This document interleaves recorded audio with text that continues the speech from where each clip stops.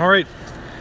So, for all our Americans out there, this will be kind of weird because it's two Canadians talking about a Canadian car in Canada, and we both have initials for names. And this car was actually built 30 miles from here, which is really cool because it was built in Oshawa, Ontario, which I'm super proud of. Cool, cool. So what it is it's a Chevy 2 in a Canadian format as a Pontiac. Figure that one out. What we did as a designer and a sort of a builder is I made sure that it still had a very Pontiac grille. You'll really like that. It's pronounced like a 68 Firebird, 69 Firebird. We got that. And yet the inner meshing is meant to look like a GTO, so very, very, very Pontiac. Very Pontiac. So one-off billet grille, one-off billet bezels, and on it goes. There's over 100 one-off billet pieces in this car. Okay.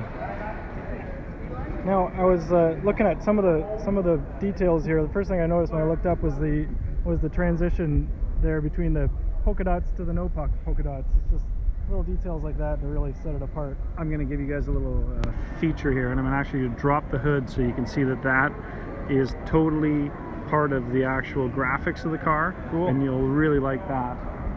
They told you to leave it open for judging. So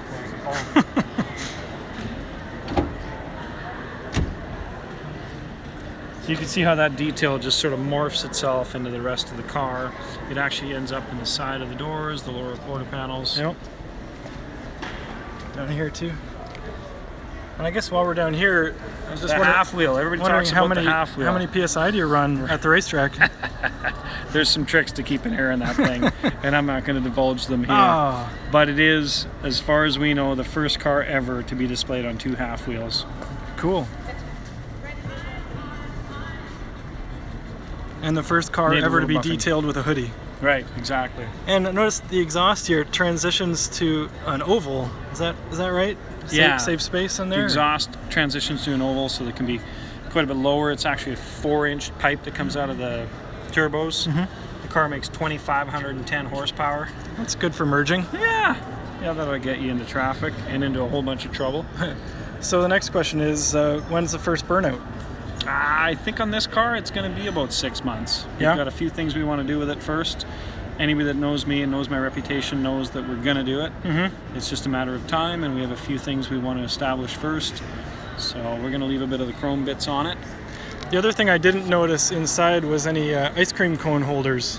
None yet. You're kind of famous for going to pick up ice cream. But I can guarantee you there'll be some ice cream getting licked and dripping some all spillage. over these seats. Yep. Yeah. Cool. We do have an interesting piece here that it's just a beautiful, beautiful accent between the tubs. And I thought it would look really good to have luggage between the tubs. I think it's worked out spectacular. So does that top kind of flip up then, and there's storage in there? Just the latches come apart, and then there's storage inside. Yep. And I really wanted the owner to take he's an old drag racer from way back, and I wanted him to bring his dirty old race gloves. Yep. And then I was going to hang them out the side and consider this a glove box. Cool. Right. Now one of the other things I noticed on the front there in the mirror was that the Anvil text is the right way in the mirror. Attaboy. Now you got that. I thought I would have to tell everybody how that works, but you got an eye to be able to figure that out. So it had to be flipped upside down and backwards for it to work that way. So you're standing here looking at the car, and then you go, oh yeah, there's the name of the car. But you're looking at a mirror. And if you drop your camera down just a little more, people will see that the oil pan of the car matches the intercooler. It also matches the tranny pan. They're all custom fab one-off pieces. We like continuity in our cars. No kidding. So whether it's color, shapes, or design, we like the car to have a constant theme. Right. This car's a drag race car. It'll always be a drag race car. And when you work with someone like Brian, who really picks up on those details and can, Brian's transition them. Quirky guys that lives for details.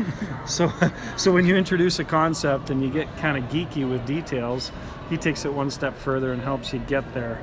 So between him and I, it just got a little carried away for sure. One of the things I really love about the car is the back end of the car. It was really important for me to have this car still look like a road race car and not a street machine. To accomplish that, we made sure we had a proper drag race spill plate. So it's a big spoiler, but it washes off the back of the car just totally flat. Yeah. And yet when you look underneath the car, these are definitely supercar styling sort of details that typically wouldn't be on a drag race car. Right. They'll really look at home with this design. Yeah. And the exhaust is coming out of these? No, oh no, sorry, the exhaust is side. Yeah, no, that's just air venting. It's like, man, he keeps that clean. Yeah, yeah. Must have a good hoodie. Right? So is this the color of like British Columbia snow? Yeah, I know ours in Ontario you know how I I came up with this? Is I said to my paint guy that helped me with colors, I said, I want you to pretend it's like a snow globe, and then I shake it and it looks good. Well, it probably shakes quite a bit with the half wheels. And I think we're getting there. I think we're getting there. Where does the name come from, Anvil? Anvil's just a name that came up because the car was an Acadian. I really wanted to run the A in the front of the grille. Oh yeah. And I told the customer we had no choice. The car had to start with an A. With an A, yeah. And after a bunch of mealing over a bunch of different names, Anvil made a lot of sense because he got married in this car 36 years ago. His marriage Story ends there. Yeah, everything seems to be rock solid in his life.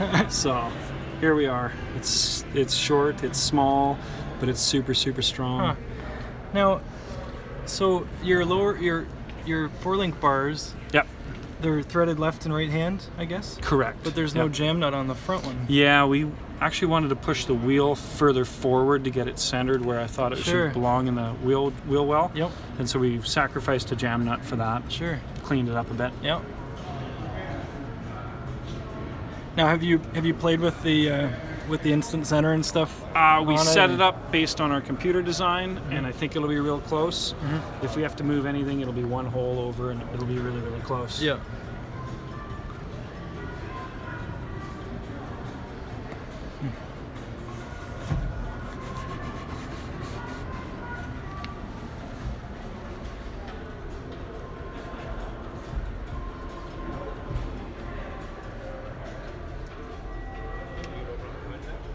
Yeah. Judging today, yeah? Yep.